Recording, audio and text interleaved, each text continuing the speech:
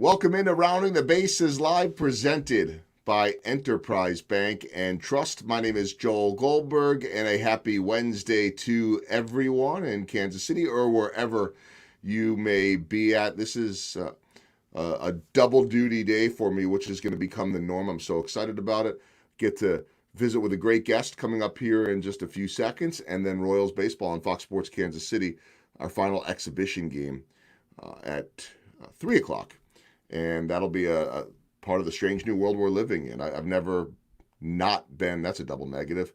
I've been on every road trip with the Royals since I have been here for 12 years, now 13th season. But we'll be broadcasting from Kauffman Stadium as the Royals are in St. Louis, and that'll be the way it works for announcers in this time of COVID. Want to thank Enterprise Bank and Trust, hashtag no stopping you, for their constant support of this show, their daily support. And I'm coming to you from the KCAV Studios, Kansas City Audio Visual. Check them out. They can handle certainly the needs of a podcast host, but they can handle any sized office. They do amazing work in terms of, as it says there, audio and visual.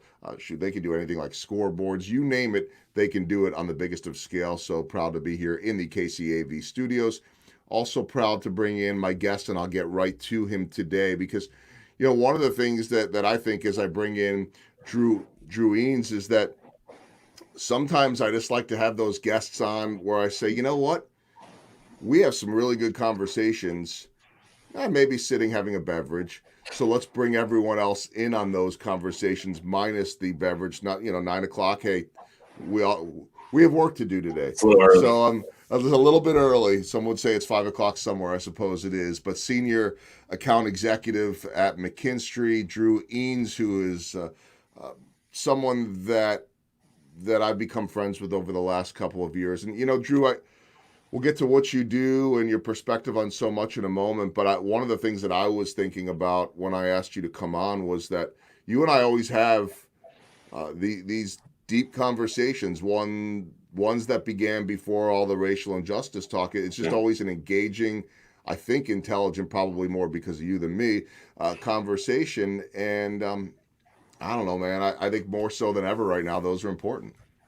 Yeah, I agree with you. I think not only you, but fortunately, I've had the ability to earn a lot of great friendships over the course of my life. And, a lot of those conversations have been had over, especially the last few months, but it's been kind of over the course of my life, and I think you and I can relate to the fact that that's how you build relationships and, build understanding with each other.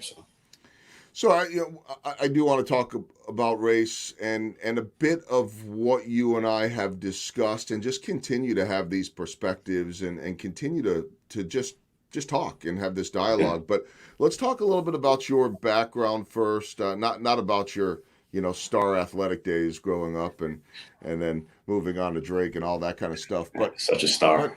Superstar. Come on, man. But just your field and really in this pandemic time too. I mean, you are used to being out and about and, visiting different job sites and networking and all of that type of stuff. So tell me about your role with McKinstry and how things have changed within your industry and your company during these last 4 months.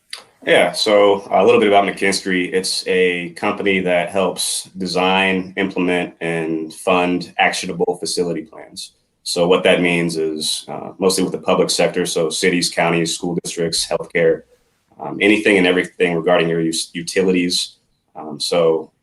Utility bills are increasing, electric prices are increasing, but there's new innovative solutions like solar power or new efficient lights that are saving people a lot of money. And so we go in and look at any and every way to reduce your consumption while producing electricity in some aspects. So solar power is something that we're very focused on in these times. And then we also act as a construction manager. So for entities that need facility additions or new schools, in some cases, we work and do anything and everything to fulfill the needs of these customers who are struggling right now in terms of times of pretty intense budget restrictions and cuts and making it happen during a pandemic. So right now, the last few months is obviously, from a business development standpoint, been a little challenging when you can't get out and go do happy hours with people and meet people face to face. But, nonetheless, it's not an excuse. And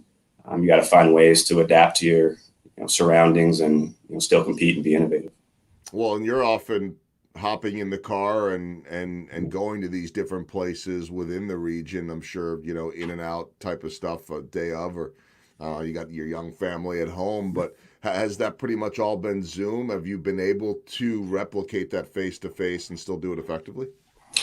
Yeah, I think, Zoom has definitely helped. We have the Microsoft Teams app within our company to do a lot of meetings.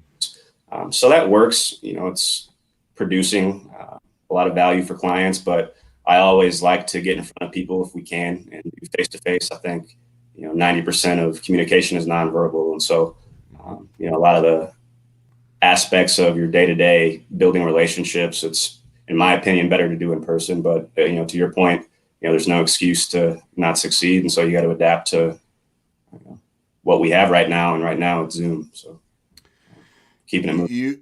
You in the last couple of years have gone through the Centurions program in Kansas City. A lot of big names have come through that program. A lot of history there too, and I've got to imagine discussions they're having right now are different than the ones that you all have, because they're all having to do it, via a pandemic and via Zoom. But let's talk a little bit, and then I want to lead to a text that I got from you, or at least the general message of what you sent me regarding your involvement in Centurions and your leaving, and this was all happening amidst the racial injustice and the Sure. protests going on in this country. Yeah.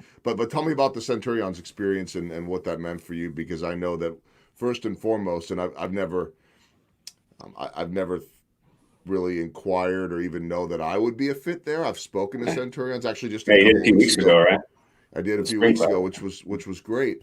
But the reason why I bring it up is not, could I do this? Could I not do this? The reason why I bring it up is just that I could never commit that kind of time. The amount of time that you guys have to put into that is pretty amazing. So tell me about the experience. Sure. It's a 2-year program through the Kansas City Chamber of Commerce. And it's been one of the most rewarding experiences of my life for a number of different reasons. The 3 pillars of the program are what they say: learn, serve, lead. And so the learning aspect of it is each month you do a task force that focuses on a different topic within the city. So, over the course of my 2 years, we did racial injustice, we did police. I had a much different perspective of the police after the police training that we did. Learn about redlining. We learned about infrastructure, technology. You learn about a lot of the different things that this city is building into. Within that, the serve part of it is you're required to volunteer at least 20 hours within the year to different nonprofit organizations, which Kansas City has a lot of in this country, or compared to the rest of the country. And then lead. So your second year, you're responsible for either running a task force or leading a committee. And I had the opportunity to run for the steering committee. The steering committee is what's known as the executive body of the program. And the first year, a lot of the relationships and friends that I had made said that's something that I should do. So I got up, gave a 2-minute speech last year. And so this year, along with 4 other people and a treasurer, we were leading the program. And so I learned a lot about myself, about my team, and about the program this year, because it wasn't your typical year.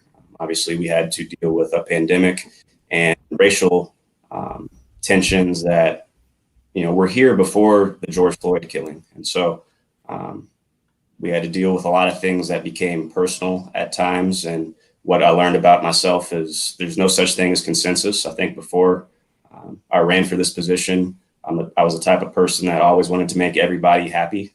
But, when you have a pandemic and you have a lot of these racial tensions and issues that come up because of that, sometimes you're going to have to make decisions that not everybody's going to agree with. And, that's one of the greatest things I've learned about leadership is there's no such thing as consensus. And you have to do what you think is best for your organization or your family or whatever that leadership may entail. And so it's been really rewarding. The friendships that I've built, I'm going to have the rest of my life. So for people, if you haven't heard about the program, I'd look into it, and I think you'll gain a lot of confidence and relationships and great things by doing so. Yeah, as I mentioned, it's a lot of time, but so many lessons learned that I know have made anyone that's come through the program, because I know so many people that have been through it, better in life, better at work, better leaders. And when you talk about you can't get a consensus in leading, we're certainly seeing that nowadays in terms of the pandemic, in terms of racial injustice, much of which is what I would label politics and really shouldn't be the case. I mean, we're talking about human decency, we're talking about health and lives here. I know you and I are in agreement on that, but where you caught my attention was when you reached out to me, and I think I'd made a post on Facebook about everything that was going on, and so you texted me and you Mhm. sent me a video of a very passionate final speech. And this was now during a pandemic, so Yeah. you may not, you probably wouldn't have had video of something like this. I actually think that's one of the benefits, is that you had the ability to document. Maybe you would have had Yeah. video, I don't know, That's but a good point. because it was Zoom, you were able to record it. You were able to share that. I'm assuming I'm not the only one that you shared that passionate message with, and I'm guessing by design. You used some language that I certainly wouldn't use, certainly language that would make people uncomfortable if we're being direct without saying it. It was the N Mhm. word. Tell me about that final message. It was very, I view you, Drew, as an easy guy to be around. You're a low, I don't think you're ever going to be the loudest guy in the room. It's Yeah. a reminder to me that you don't have to be the loudest in the room to be effective. Right. Oftentimes, you look at, say, the Royals. Alex Gordon's the leader of that team, and he's one of the quietest guys in the room, lead by example type. But there was a passion and energy, and even some anger. I thought, it's just my observation, in your speech to so many people that you love and have built relationships with. So tell me about that message and why it was so important for you. Yeah, I think, to your point, people would typically say that I'm a pretty calm, laid back person. And I think that's true. But I also think people that know me would say I'm an extremely emotional person. And I try to use those emotions for good the majority of the time. I'm a human being, but the majority of the time, I really try to use those emotions and what I'm feeling for a good cause. And since I was a kid, I've always had the ability to use my voice to connect with people, to get them to either self-reflect about themselves, and vice versa. They do it to me as well. But to make them reflect about themselves and how they can improve. And so with this opportunity with Centurions, it was the last steering meeting that we had. It was in June. This is about a week after the George Floyd killing. So a lot of us were already just tired in general, whatever color, black, white, brown. We were tired of being in our houses for the last 3 months. And then this Ahmaud Arbery happens. And then I forget the name, but the Central Park thing with the birds, she called the cops, happened. And then George Floyd happened. And I think as a society, we were all, but especially for an African American, it became extremely exhausting. And a lot of the conversations that, on social media that I saw in terms of vitriol and the hate, on either side of the situation just drove me crazy. And it made me extremely emotional. And so I wanted to use the platform that I had with Centurions in my last time being able to do so to use my emotion to, strike a chord with people.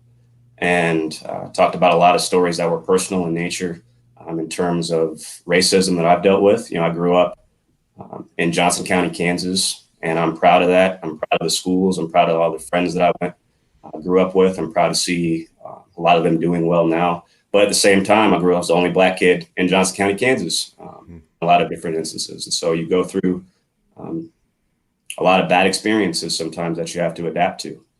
And so I took a lot of those experiences that I've hung on to my entire life and just let it all out. And fortunately, the response that was received from that was extremely positive from a lot of people in a lot of different groups, whether it was Centurions, whether it was my barbecue buddies, college friends, my parents' friends, yourself, the chamber, whatever it may have been. It's driven a lot of positive conversations that we need to be having right now. And that's ultimately what I wanted to do. So What was I'm just curious about the not just the emotions, but your perspective and observations, because, and I'm not saying this was out of your comfort zone. Maybe it was. I mean, I know you're a passionate guy, yeah, but this was an outspoken Drew Eanes, and this was a moment though. I mean, you had one crack at being heard here. Not that you couldn't bring this up in future, but this was your group. These were yeah, so many of the people that you had spent time and built that trust and relationship with, to know you as, I hope and I would think, not the the guy coming in here to speak about race, or not, yeah, hey, this guy is black. Hey, this is just one of our guys. right, I know that there has to be this amazing fraternity, sorority, whatever you want to call it, that was built with the amount of time and hours that you all spent together. So you had the floor. I mean, this yeah. was the moment. Were there nerves? Were there concerns? Was there relief afterwards when you heard the feedback? Just take me through that. I think anytime, and there's been a few instances in my life where I went into something where I was extremely passionate or emotional about the person I was talking about or the topic I was talking about. And in each one of those circumstances, I've built the confidence to know that I've delivered in those circumstances. And so, beforehand, I always get nervous during, this is another instance this morning. I was a little bit nervous before doing something like this, but I built enough confidence where I know what my strengths are. And if I focus and I practice, enough beforehand, I'm pretty confident that's going to lead into the result ultimately that I want. And so, it takes a lot of preparation to do so, but I would say I wasn't nervous going into it because I was so passionate, and it came from a genuine place. And I think, anytime the best speeches or writing that I've ever done, it comes from a genuine place where, I'm not faking it. It's just real emotion. And I think, especially in these times, people are drawn to real emotion because we're all feeling emotional in some sort of way during this pandemic. It was real and it was raw, and it was. I mean, it just watching it. I was emotional watching it, and there was nothing about it that felt contrived. Not that I would expect that, but it was so natural, I guess, is my point. So if there were nerves or concerns, it was so authentic. It was so you. And you talked about the feedback. What was there? Obviously, you were going to do this. You were all in on it.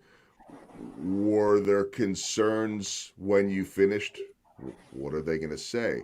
Maybe, Yeah, maybe not. I don't know. But so I want you to answer that. But also then, what it must have felt like to have all of that positive reassurance afterwards. sure. I think what I really learned, especially the past year with Centurions, but in my adult, career, um, when I believe in something or if I believe something's right, I've had to learn, don't be afraid to fail. Um, failure happens and that's okay, but don't use fear of failure as a reason not to do something. And so um, I've tried to live by that as much as I can as an adult. And when I went into this address that I gave, there was no fear. And I really didn't care about the consequences, good or bad. I hoped that it would create positive conversations, but if people didn't see it that way, that's okay. At least that, there was something that I was passionate about that I thought needed to be said. Not only me, but my team as well, that needed to be said, and we said it. And so I'm proud for doing that, and I would do that again. I think in any situation, whether it's Centurions or elsewhere, if I believe something is right, then I'm probably going to do it. Mm-hmm. And if you don't agree with that, that's okay. I'm still, if I can sleep well at night knowing that, I'm trying to do what's best and make a positive change for something. And if I truly believe that, then there's no reason not to do it. So that obviously went very well. I want to go back to your background. You mentioned oftentimes being the only black kid in Johnson County, Kansas. So for those that aren't in this area, we could describe that a little bit, and it'll resonate with really any community in the country. So if you're not here and you can get past the whole Dorothy and Kansas thing, which is always kind of funny to many of us that live here, Johnson County, Kansas is uh, butts up at least parts of it to the border of Missouri. It is, um, generally a really nice, good school district. One of the best school district areas in the state of Kansas. It's a suburb of Kansas City, and yes, it is predominantly white. I think that we can probably safely call it across the board middle to upper class and beyond. So it's a great place to grow up, to raise a family. You're doing that right now. I am too. But obviously, your experience was different than that of all of your friends. And I want to start with this, Drew. I mean, you obviously knew that you looked different, but you were telling me a really interesting story about being, I think it was on the football field, and being good, which said like, hey, he returned to either a kick or a punt or whatever, and I would sit there and think, man, I'm good at this. But yeah, you were worried about being singled out and wanting to blend in, Yeah. skateboarding, different things like that. Yeah. Tell me about that and what that must be like for a kid in terms of identity.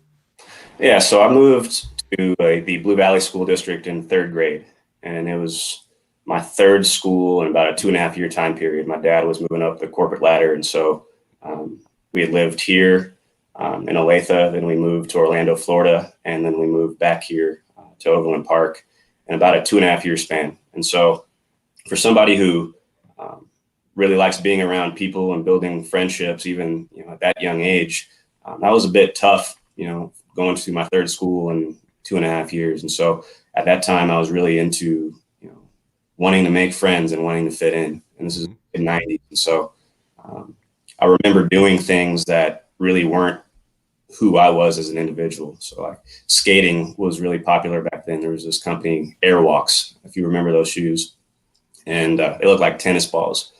And I didn't really like them, but a lot of my friends had them. So I went and got the Airwalks. And then Jinkos, I think it was a company like Lee Jeans had this company named Jinkos. And there were these huge baggy jeans that, all my friends started to wear, and I didn't really like them. But I went and got a pair of Jinkos.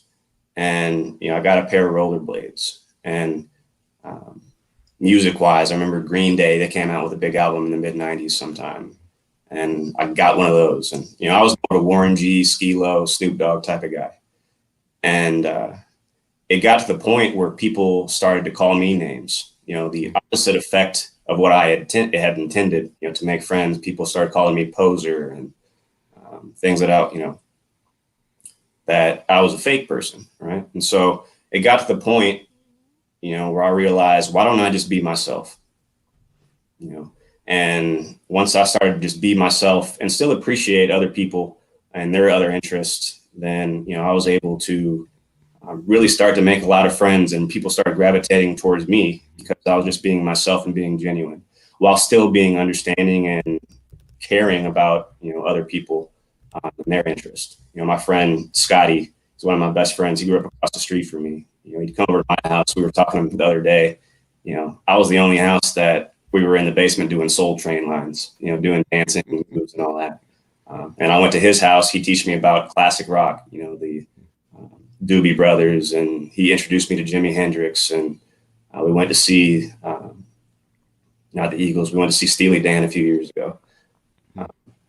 We appreciate each other's differences, and so you look at today. It's kind of the golden rule: treat other people like you want to be treated. And stuff that I learned when I was 7, 8 years old still applies very much, maybe more so now. There's no reason to get in our own little silos and focus on everything that we like and not reach out to somebody else or listen to somebody else's interest. That enriches your life. It doesn't make it a detriment.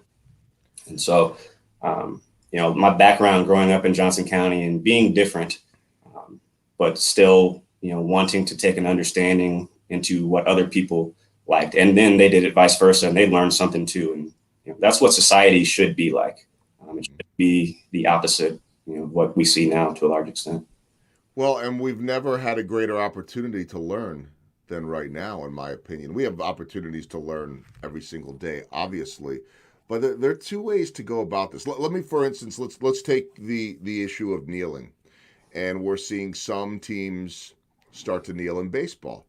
It was really interesting yesterday watching the Cincinnati Reds, and they had four players, including Joey Votto, who's been their star for probably a dozen years or so in Cincinnati, and he had written a big op-ed when all of this was going down, saying that he had been awoken, or woke as the kids say, I suppose, and that he had missed all of these cues, that he had always treated everyone equally, but that he had never listened about the challenges that he had heard from his African American teammates on the buses in the minor leagues and all of that. And so, sure enough, a few weeks ago, a month ago, he's taking batting practice in Cincinnati, and he's wearing a Black Lives T-shirt. Here's the white superstar wearing that, and it was very powerful. And the Reds tweeted out, "That's our first baseman." And then, of course, I made the mistake, like many, of going onto social media and seeing all the threats, and I'm never going to a game again, and blah, blah, blah.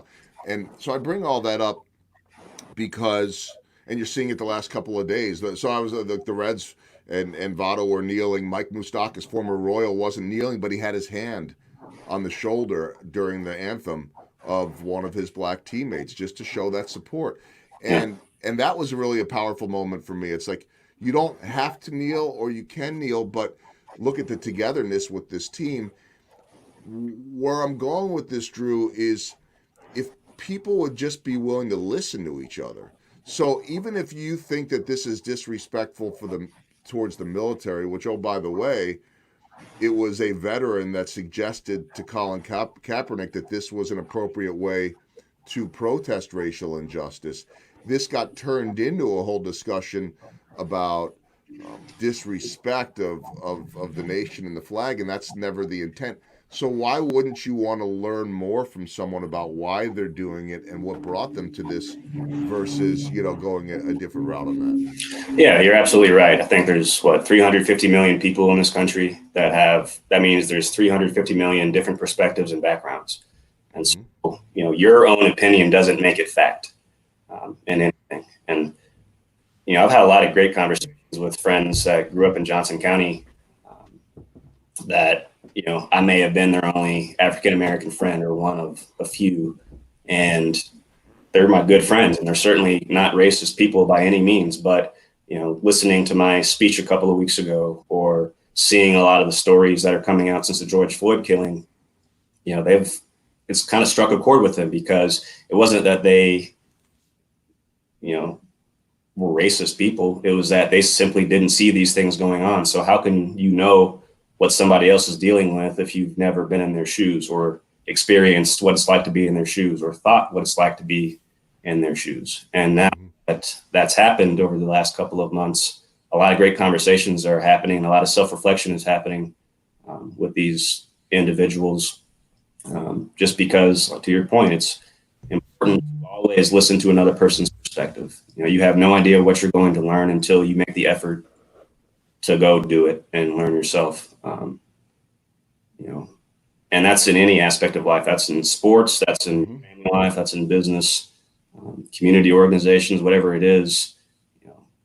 Your opinion is not fact. And so collectively, you got to listen to other people to get maybe a better rounded opinion sometimes.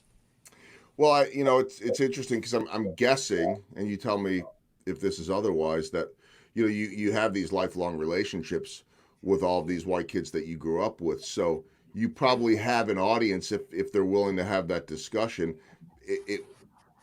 I'm assuming that was an uncomfortable discussion as a kid, or it just did. I mean, first off, that's a lot on a kid. Hey, let's talk about race, before we work the Soul Train line, or talk about Steely Dan, or whatever place you were at. And that's I think that's a conversation that the 13-year-old version of Drew Eanes could have right now because it's so out there and hopefully families are talking about it. But look, that was 3 months ago an uncomfortable conversation to have for adults and maybe still is. So is there a sign of progress that we are openly, not all of us, but openly having these conversations?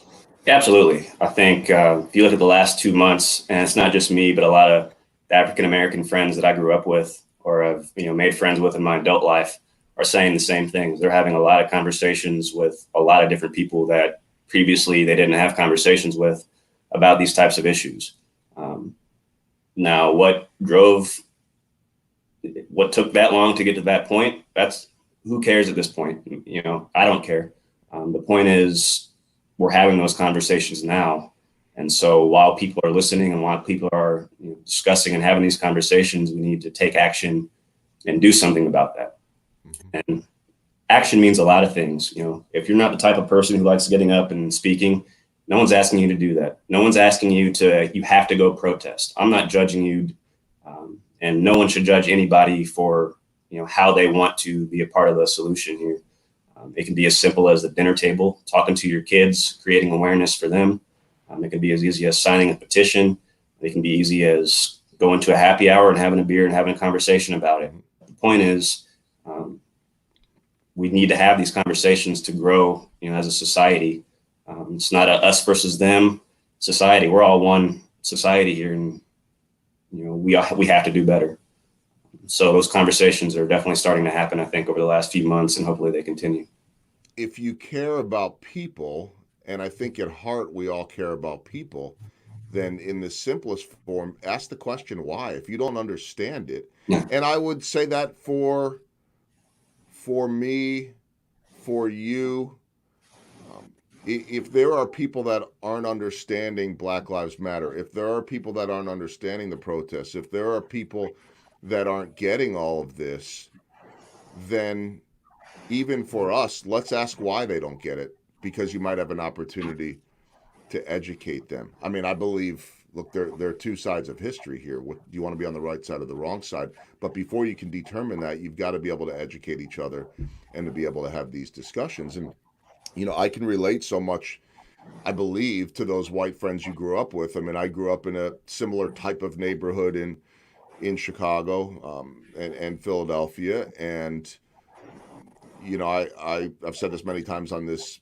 podcast. I was raised to treat everyone right, but I had never walked in the shoes of my black friends, and so I'm better understanding that now and more comfortable with having these conversations. But then in turn, I've got a lot of friends that love everyone, but don't quite understand it to the level that I think they could yet. And so I think that there's a responsibility for you and for me to educate our white friends about some of that perspective. And so when I could sit there and have a beer or a couple with you and we could have those discussions, I become better at it.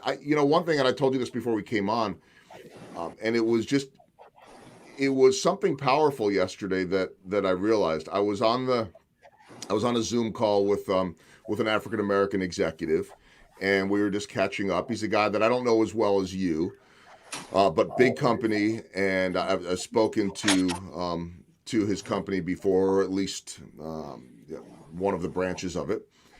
And he just wanted to talk about some stuff and some initiatives that his CEO is challenging him with in terms of discussions on racial injustice.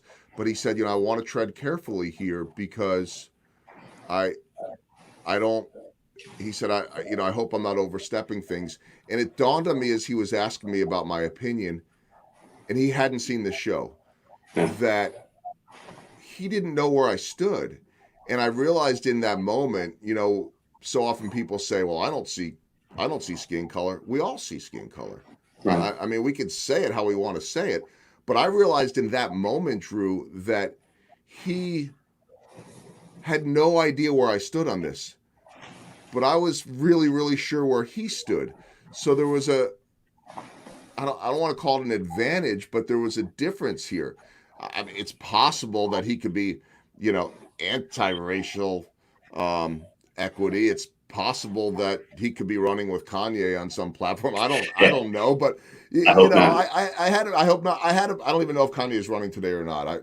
Whatever, but Every other day. every other day, who cares? But makes for, you know, gossipy news, I guess. But I had an idea where he was.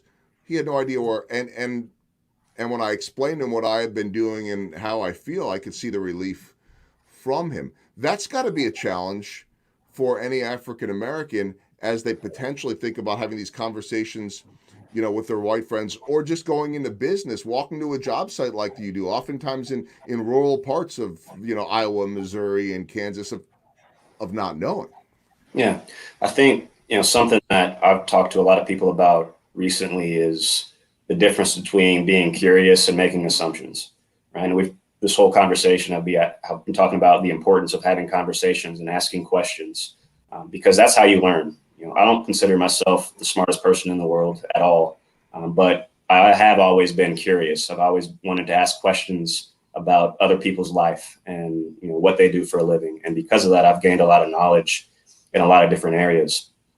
The opposite of that is making assumptions about things and assuming um, the worst in people sometimes, or the worst in organizations, or the worst in a political party. And our society is doing a lot of that right now, in terms of making assumptions about people, about race, about politics. And, what is that going to solve?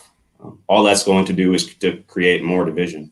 And what we need to do more of is just being curious and asking those questions and not being afraid to ask those questions. Had you not had that conversation with that gentleman, and you guys not had a question or had not brought that up, nothing would have came out of the conversation, but only you probably had a great conversation because one of you addressed the issue. And so it's important not to get caught in your own lane about what you think, because there's a lot of different other thoughts out there, and it's important to understand those, whether you agree with them or not. Don't be afraid to have a conversation with other people, no matter what they look like or their background. He told me a story too, and I might get some of the details wrong, and I'm being a little bit vague because I don't want to violate any of the one-on-one conversation that we had. So no one's going to know who this was. It could be in any neighborhood in the area, but here's an African American man, let's just say somewhere around my age, and I think he had a worker over at his house doing some stuff, and somebody had lost a dog or something like that in the neighborhood, and so someone was passing by and got out and wanted to inquire about it, and so instead of asking this gentleman I'm talking about this dog and, hey, have you heard blah blah blah, he asked the worker, who happened to be white. And so my friend spoke up and said, actually, sir, I'm the homeowner here. And there was just that's that to me is some of what I've learned families have to battle on a regular basis. And he said, um, this worker, maybe it was another friend, whatever it was, there was just this bias or this assumption Right. on things. And that's, to me, where we've had this discussion about white privilege. I've never had to think like that before. I've never had to worry about it. And I'm guessing that's something still to this day at times that you've got to deal with. Yeah, I think what I learned, what my brother learned, and what a lot of African Americans that grew up, around a different environment than their own learned is, it's very important at a young age to become self-aware, and be aware of your surroundings and know where you're at. I could take any situation in my life, whether it's with friends, whether it's work related or elsewhere. And, I've always had to have a heightened sense of self-awareness and understand who I was around, where I was. A couple months ago, I was at a meeting in Northwest Missouri, excuse me. And I'm driving up to the city hall, and there's 4 Confederate flags driving up to City Hall. Now, was I going to turn around? No, I drove all this way. I'm going to go have this meeting. But I was also self-aware enough to know, this may not be the most inviting meeting I've ever been to in my life.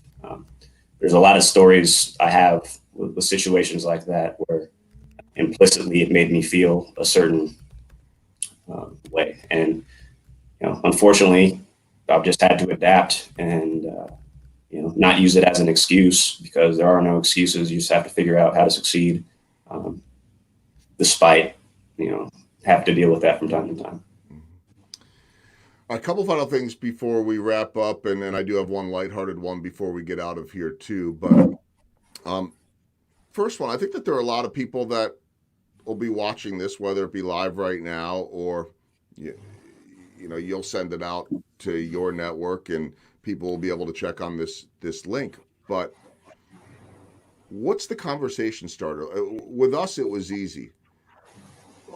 You saw my Facebook post, and quite honestly, you're sharing your speech to Centurions with me, and then us getting a date on the calendar to go grab a drink, which probably would have happened anyway, gave me more confidence to have these discussions. I was already going down that path, but I wasn't there, say, in March. I've really understood that there's a platform here and a need, and I want to be a very small part of it.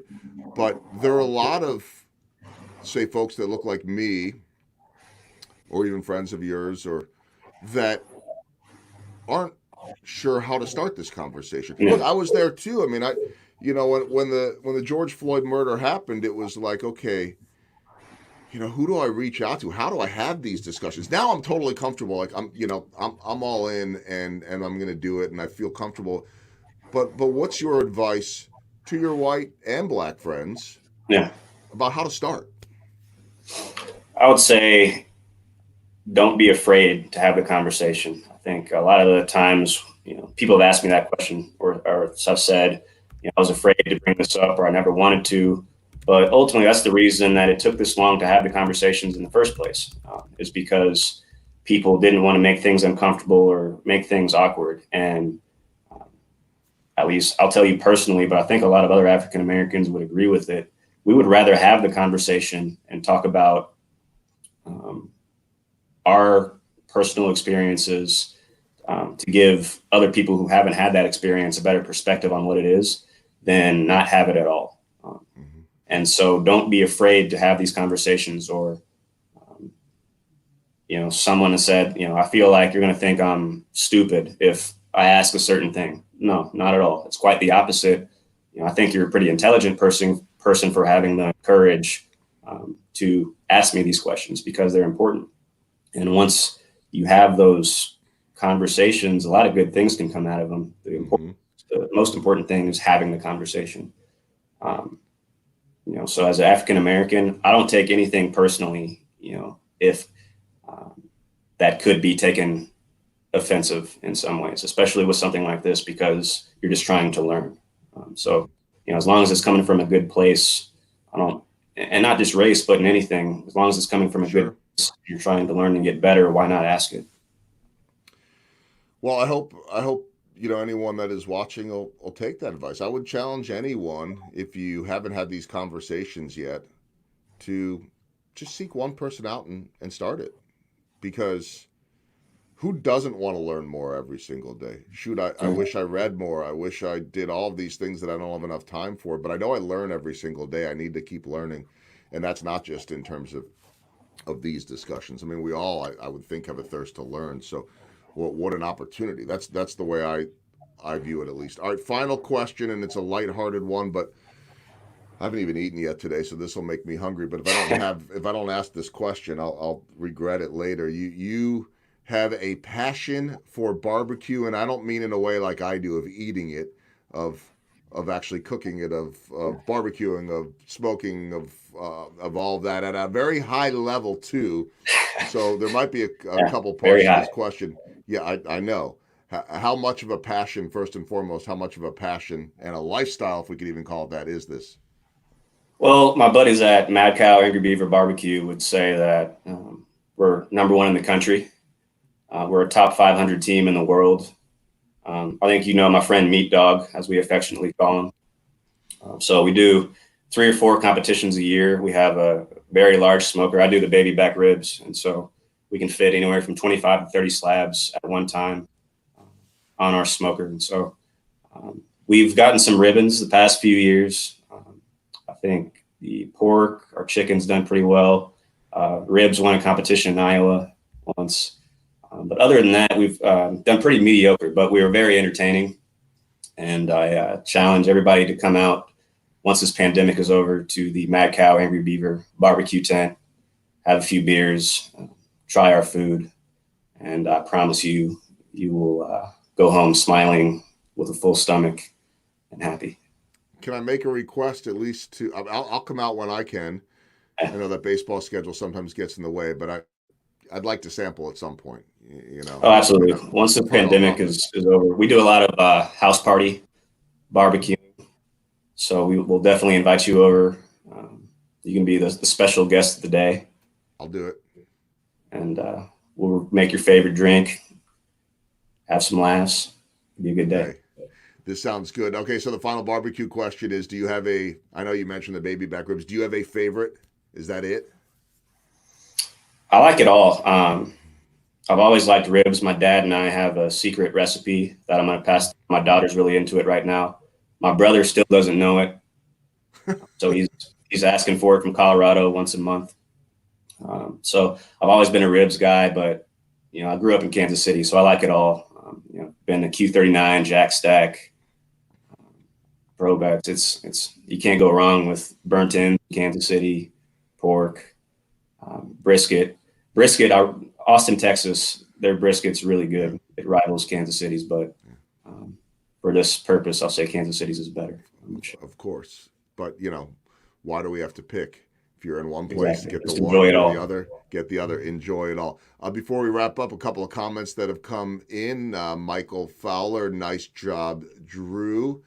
And Kimberly says this has been excellent, so thank you for that. And again, I'll, whether it's Michael or Kimberly or anybody watching, I would love it if you would just click that share button on your Facebook, or if you're watching on YouTube or Twitter, share this. I think that these are important conversations and ones that I really look forward to continuing to have. You and I, Drew, will continue to have these discussions on or off camera, if at all. And I appreciate the honesty and the vulnerability. If at all you are nervous with this, and I should have warned you in advance, I'll take care of a friend.